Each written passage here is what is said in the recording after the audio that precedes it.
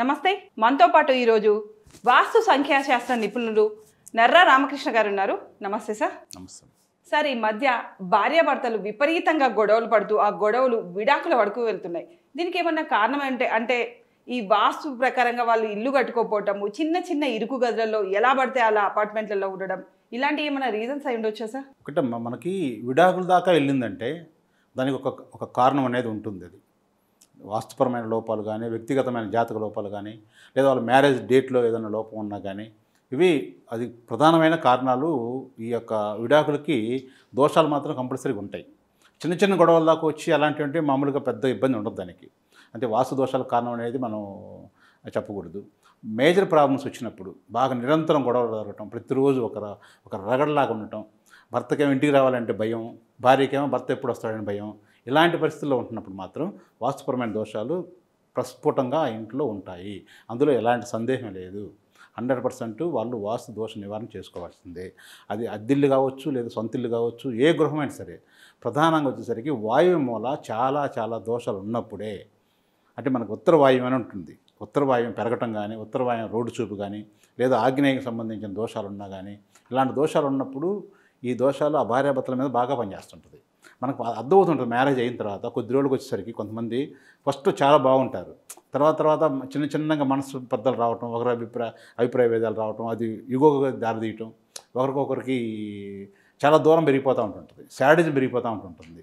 ఎదుటి మనిషి ఏమంటే బాధపడతారో అది తెలుసు కాబట్టి వాళ్ళకి అది గుచ్చి మాట్లాడి అడిగి ఇలా వాళ్ళ యొక్క శాడిజాన్ని అక్కడ వాళ్ళు సంతృప్తి చెందుతూ ఉంటుంటారు.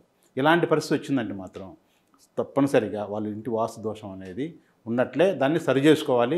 లేదా అద్దె ఇల్లు వాళ్ళైతే మాత్రం ఆ ఇల్లు ఖాళీ చేయాల్సి వస్తుంది. అట్లా ఉంటుంది అనమాట. అంటే సరి చేసుకోవాలి అంటే దాన్ని కూలగొట్టి అలాంటివి చేసుకుంటే మళ్ళీ ఇబ్బంది కదా సార్. అందరికీ అంత చేసే పరిస్థితి ఉండదు కదా. ఓకే, కూలగొట్టడం అంటే ఇల్లు మొత్తం కూలగొట్టాల్సిన పని ఉండదు. మనం ఎక్కడైతే వాయు భాగం అని చెప్పుకున్నామో వాయువుకి సంబంధించిన వాయువు మెట్ల కింద బాత్రూమ్ ఉండటం కానీ, లేదా వాయువు వచ్చేసరికి ఖాళీ స్థలంలో పెరిగి ఉండటం కానీ, లేదా వాయువులో ఒక గది పెరగటం కానీ, లేదా వాయువులో గదిలో నుంచి బాత్రూమ్ సపరేట్గా నీకు అటాచ్డ్ టాయిలెట్ ఇవ్వటం కానీ, వాయువులో బాల్కనీ ఉండటం కానీ, లేకపోతే వాయువులో మనకి ఎలివేషన్ వస్తుంటుంది చూశారు. ఎలివేషన్ వచ్చేసరికి మిగతాదంతా బాగానే ఉంటుంది. ఈశాన్యం అదంతా ప్యారల్గా మామూలుగా సమానంగా ఉంటుంది. ఒక వాయువు ఒకటి పెరిగిపోయి ఉంటుంది. సిట్అవుట్ లాగా పెట్టుకుంటారు కొంతమంది. అలా పెరుగున్నా కానీ, లేదా కింద మనకి అపార్ట్మెంట్ కావచ్చు, ఇండిపెండెంట్ హౌస్ కావచ్చు, కింద వచ్చేసరికి ఖాళీ స్థలంలో వచ్చేసరికి వాయువు కోణంగా పెరిగి ఉంటాం కానీ, లేదా ఒక స్క్వేర్గా పెరిగి ఉంటాం కానీ, లేదా రోడ్డు సోల్ అంటారు, ఉత్తర వాయువు రోడ్డు సోల్ కానీ, ఇలా వచ్చినప్పుడు ఏమవుతుందంటే వాళ్ళకి తెలియకుండానే వాళ్ళకి ఒకరికొకరికి అంటే ఫస్ట్ స్టార్టింగ్లో బాగానే ఉంటారు. మ్యారేజ్ అయిన కొత్తల్లో ప్రేమ తత్వంతోనే ఉంటారు. ఆ ప్రేమ అంతా కూడా ఏమవుతుందంటే ప్రేమ మించిపోయి ఒకరి మీద ఒకరికి అనుమానం రావటం. మెయిన్ ప్రధాన కారణం ఏంటంటే ఈ అనుమానాలు కూడా చాలా ఎక్కువగా రావడానికి, విడిపోవడానికి కారణాలు ఇది కూడా. లేదా ఒకరి యొక్క స్వేచ్ఛని ఇంకొకరు హరించినట్టు ఉండటం కానీ, లేదా ఒకరి దగ్గర నుంచి ఎక్కువ ఎక్స్పెక్టేషన్ చేయటం కానీ.